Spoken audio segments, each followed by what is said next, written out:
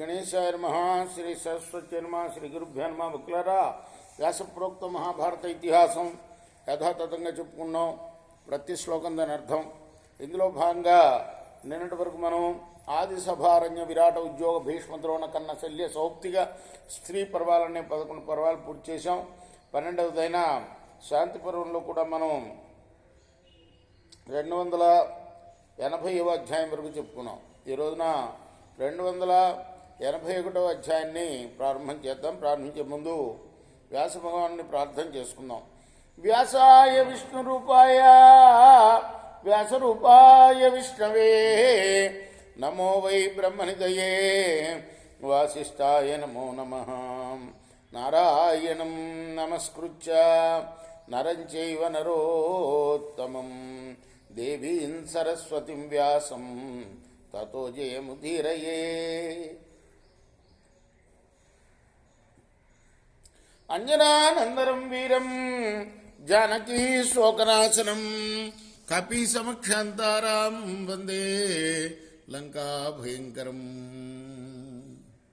సదా నింబవృక్షస్య మూలాధివాసాత్ సుధాశ్రావిణం దిక్తమప్యప్రియంతం తరుం కల్పవృక్షాదికం సాధయంతం నమామీశ్వరం సద్గురుం సాయినాథం. సముద్ధద్గురు సాయినాథ్ మహారాజ్ కీ జై. యుధిష్ఠిర ఉవాచ అహో ధర్మిష్ఠితా తదా ఉత్రస్యామిత తేజసః యస్య విజ్ఞానమతులం విష్ణోర్భక్తిశ్చ తాదృశీ. ధర్మరాజు అన్నాడు, పితామహ, మీరు వృత్రాసురుని గురించి అమిత తేజస్వి అని చెప్పారు. అతడు చాలా ధర్మనిష్టాపరుడని కూడా చెప్పారు. విష్ణు భక్తిపరుడని కూడా చెప్పారు. విజ్ఞానం సాటిలేనిదని కూడా చెప్పారు. దుర్విజ్ఞేయం పదం తాత విష్ణోరమిత తేజస కథం వా రాజసార్థూల పదంతో జ్ఞాత వానసౌ.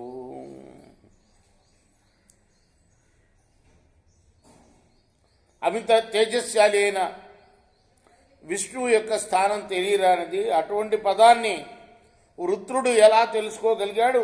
భవితా కథితం ఏతత్ శ్రద్ధదే చాహమచ్యుత భూయస్తు మే సముత్పన్న బుద్ధిరవ్యక్త దర్శనాత్. మీరు చెప్పిందంతా నేను నమ్ముతున్నా, అయినా అవ్యక్తమైన దర్శనం వల్ల నాకు స్పష్టంగా తెలియటం లేదు. కథం వినిహతో వృత్ర శక్రేణ పురుషర్షభ ధార్మికో విష్ణు భక్తస్య తత్వజ్ఞస్య పదాన్వయే. మరి అంత ధార్మికుడైన ఆ వృత్రుణ్ణి ఇంద్రుడు ఎలా చంపగలిగాడు? ఏతన్మే సంశయం బ్రూహి పృచ్ఛతే భరతృషభ వృత్రస్తు రాజశార్దూల యథాశక్తేన నిర్జితః. ఇది నా సంశయం. వృత్రాసురుణ్ణి ఇంద్రుడు ఎలా చంపగలిగాడో చెప్పు. యథా చైవా భవద్యుద్ధం తచ్చాచక్ష్వ పితామహం విస్తరేణ మహాబాహో పరం కౌతూహలం హిమే. చాలా కుతూహలంగా ఉంది. వారిద్దరికీ యుద్ధం ఎలా జరిగిందో అది కూడా వివరంగా చెప్పు. భీష్మ ఉవాచ రథేనేంద్ర ప్రయతో వై సాధం దేవగణై పురా దదర్శాధగ్రతో వృత్రం ధిష్ఠితం సర్వతోపమం. భీష్ముడు చెప్పడం మొదలుపెట్టాడు. ఇంద్రుడు రథం ఎక్కి దేవగణాలతో కలిసి బయలుదేరి ఎదురుగుండా పర్వతంగా నిలిచిన వృత్రాసురుని చూశాడు. యోజనానాం శరాన్యూర్ధ్వం పంచోచ్ఛ్రితమరిందమా శతాని విస్తరేణ త్రీణ్యేవాభ్యధికాని త్రీణ్యేవాభ్యధికాని వై. వాడు ఎత్తెంతంటే 500 యోజనాలు. 8 మైళ్ళు ఒక యోజనం అంటే 8 మైళ్ళు ఒక యోజనం అంటే 500 యోజనాలంటే చూడండి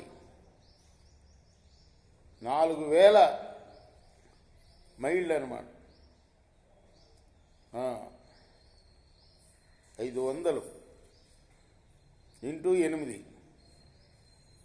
4000 మైళ్ళ ఎత్తు వాడి పొడుగు, అలానే 300 యోజనాల లావు వాడు. తత్ప్రేక్ష అంటే వివరంగా చెప్పమన్నాడుగా, వివరంగా చెప్తున్నాడన్న. తత్ప్రేక్ష తాదృశం రూపం త్రైలోక్యే వాపి దుర్జయం వృత్రస్య దేవా సంత్రస్తా నశాంతిముపలేభిరే. దేవతలు ఆ వృత్రాసురుడు యొక్క భయంకర రూపాన్ని చూసి ముల్లోకాలకు కూడా అతడు జయింపు శక్యం కాని వాడని తలిచారు. భయంతో శాంతిని పొందలేకపోయారు. శక్రస్య తు తదా రాజన్ ఊరుస్తంభో వ్యజాయత భయాద్వ్యత్రస్య సహసా దృష్ట్వా తద్రూపముత్తమం. అతని యొక్క ఉత్తమ రూపాన్ని చూచి ఇంద్రుడికి భయంతో తొడలు స్తంభించిపోయాయిట. తతో నాద సమభవత్ వాదిత్రాణంచ విశ్వనః దేవాసురాణం సర్వేషాం తస్మిన్ యుద్ధే ఉపస్థితి. దేవదానవ యుద్ధ ప్రారంభాన్ని సూచిస్తూ యుద్ధ భేరులు అక్కడ ధ్వనించాయి. అథ వృత్రస్య కౌరవ్య దృష్ట్వా శక్రమవస్థితం న సంభ్రమో నభీ కాచితాస్తావా సమజాయత. ఎదుట నిలిచిన ఇంద్రుడిని చూసిన వృత్రునికి తొట్రుపాటు కానీ భయం కానీ ఏమీ కలగలేదు. రేపు మనం 13వ శ్లోకం నుండి కొనసాగిద్దాం. కృష్ణార్పణమస్తు. సాయి కృష్ణార్పణం.